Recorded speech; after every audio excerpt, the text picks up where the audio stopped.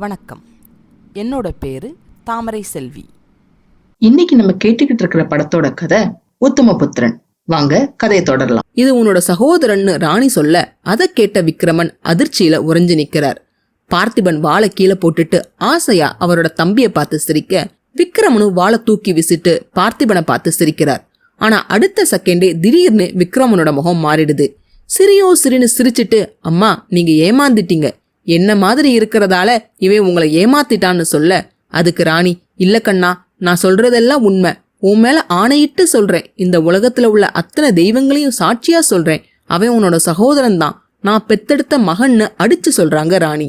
ஆனா அதை ஒத்துக்காம அவங்கள உதறிட்டு விக்ரமன் போக, தான் சொன்னதுதானே அவன் நம்ப மாட்டான், அவனோட மாமா சொன்னா நம்புவாங்கிற நப்பாசையில வேணும்னா நாகநாதனை கேட்டுப்பார்னு ராணி சொல்ல, அவசரமா விக்ரமன் அவரோட மாமா கிட்ட, மாமா இவன் என்னோட சகோதரனா, என்னோட அம்மா சொல்றது எல்லாம் உண்மைதானா சொல்லுங்கன்னு கேட்கிறார். இப்ப என்ன பண்றதுன்னு தெரியாம நாகநாதன் முழிச்சுக்கிட்டு இருக்க, ராணி கண்ணீரும் கம்பளையுமா, நாகநாதா இத்தனை காலம் என்னோட குடும்பத்தை உன்னோட இஷ்டப்படி ஆட்டு வச்சு அலங்கோலப்படுத்தினது போதாதா, உன்னோட அதிகார வெறிக்க என்னோட மகன்களை பலியாக்கிடாத, உண்மைய சொல்லிடுன்னு நாகநாதனை கெஞ்சுறாங்க ராணி. அப்ப சோமப்பா, தளபதியாரே, நான் உங்களோட ரகசியங்களை தெரிஞ்சவன், உன்னால கொல்லப்பட்ட அந்த சோமு உன்னோட சூழ்ச்சிகளை அம்பலமாக்க இதோ உயிரோட இருக்கிறான், ஜாக்கிரதைன்னு எச்சரிக்கிறார் சோமப்பா.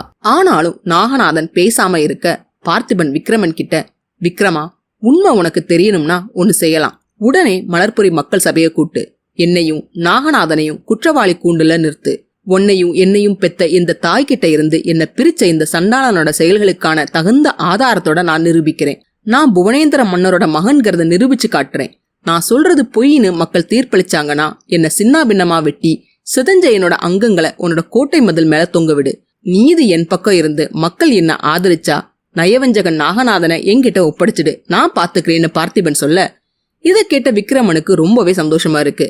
நாகநாதன் கிட்ட, மாமா அப்படி செஞ்சு பார்க்கலாமான்னு கேட்க, அதுக்கு நாகநாதன், எதுக்காக, நான் மறுத்தாதானே அதெல்லாம் செஞ்சு பார்க்கணும்னு வேற வழி இல்லாம உண்மையை ஒத்துக்கிட்டார் நாகநாதன்.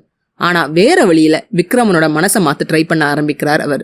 விக்ரமா, நான் சொல்றத நல்லா கவனமா கேளு, என்னோட அக்காவுக்கு ஒரே சமயத்துல 2 ஆண் குழந்தைகள் பிறக்கும்னு எனக்கு ஏற்கனவே ஜோதிடர்கள் சொல்லி இருந்தாங்க. அதை கேட்டதும் நான் திடுக்கிட்டு போயிட்டேன்.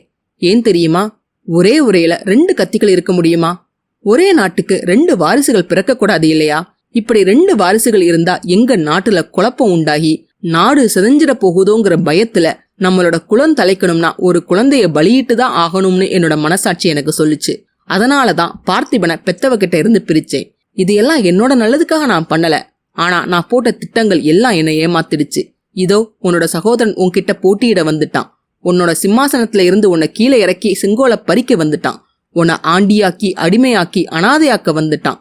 விக்ரமா, இத்தனை காலம் மன்னர்க்குரிய மரியாதைகளோட வாழ்ந்த நீ இப்போது மண்டியிட்டு வணங்குற காலம் வந்துடுச்சுடா, இதெல்லாம் பாத்துக்கிட்டு நான் உயிரோட வாழ்றத விடன்னு சொல்லி கத்தியை எடுத்து அவரையே குத்துற மாதிரி நாகநாதன் ஆக்ட் விட, அவரோட நடிப்பு புரியாத விக்ரமன் அவரை தடுத்து, மாமா இவனை நான் விடுதலை செய்ய போறதில்ல, நீங்க அளித்த தண்டனையை உடனே நிறைவேற்றுங்கன்னு சொன்னதை கேட்டதும் ராணிக்கும் பார்த்திபனுக்கும் அதிர்ச்சி தாழல.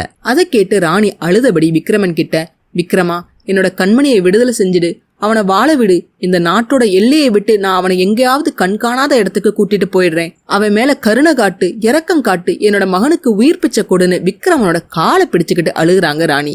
தனக்காக தன்னோட அம்மா விக்ரமனோட காலை பிடிக்கிறது பார்க்க சகிக்க முடியாத பார்த்திபன் பதட்டத்தோட, அம்மா எனக்காக மனசாட்சி இல்லாதவனோட காலடியில நீங்க மண்டியிடக்கூடாது, வேண்டாம்மா வேண்டான்னு பார்த்திபன் சொல்றார்.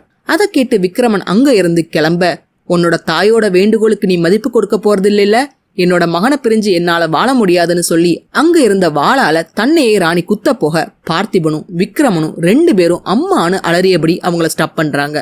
விக்ரமனோட மனசை எப்படியாவது மாத்திடலாம்னு, உன் கூட பிறந்த உன்னோட உத்தமனோட முகத்தை பார், உருவத்துல மட்டும் இல்லாம உணர்ச்சியிலையும் உன்ன மாதிரியே இருக்கிறத பார், உனக்கு இருக்கிற அதே துடிப்பு, உனக்கு இருக்கிற அதே பாசம், உனக்கு இருக்கிற சொந்த பந்தம் அத்தனையும் அவன்கிட்ட இருக்கிறது உனக்கு தெரியலையான்னு கேட்க, விக்ரமனுக்கு அவங்க சொன்னது வேற விதமா ஒலிக்க ஆரம்பிக்குது. பாக்குறேன் தாயே, பாக்குறேன், நல்லா பாக்குறேன், எனக்கு இருக்கிற உணர்ச்சி, எனக்கு இருக்கிற துடிப்பு, எனக்கு இருக்கிற பாசம் அவன்கிட்டயே இருக்குது, அதை நான் ஒத்துக்கிறேன், அத போல எனக்கு இருக்கிற ஆசை அவனுக்கும் இருந்தா என்னோட கதி என்னாகிறது, அதனாலதான் தாயே சொல்றேன், மரண தண்டனையை மாத்த முடியாதுன்னு சொல்ல ராணியே ஒரு கணம் திகைச்சு போயிடுறாங்க.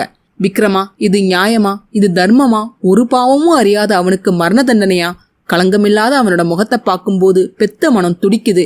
விக்ரமா, அவன் இறந்தா நானும் இறந்துடுவேன், இது சத்தியம்னு சொல்லி ராணி அழ, தாயோட வேதனை விக்ரமனோட கல் மனசையும் கரைக்குது. தன்னோட தாயோட வேண்டுகோளுக்காக பார்த்திபனை விடுதலை செஞ்சிடுவாரா விக்ரமன்? தெரிஞ்சுக்க அடுத்த பகுதிகளை தவறாம பாருங்க. இந்த பதிவு உங்களுக்கு பிடிச்சிருந்ததுன்னா லைக் பண்ணுங்க, ஷேர் பண்ணுங்க, சப்ஸ்கிரைப் பண்ணுங்க. நான் போடுற வீடியோஸ் உடனுக்குடன் உங்களுக்கு தெரிஞ்சுக்கிறதுக்காக நோட்டிபிகேஷன் பெல்லையும் கிளிக் பண்ணுங்க. என்னங்க, கதை சுவாரஸ்யமா போயிட்டு இருக்கா? இந்த கதையை பத்தியான உங்க கருத்துக்களை தவறாம என்னோட ஷேர் பண்ணுங்க. உங்க கருத்துக்களை தெரிஞ்சுக்க நான் ஆவலா காத்திருக்கேன். மீண்டும் அடுத்த பதிவில் சந்திப்போம். நன்றி, வணக்கம்.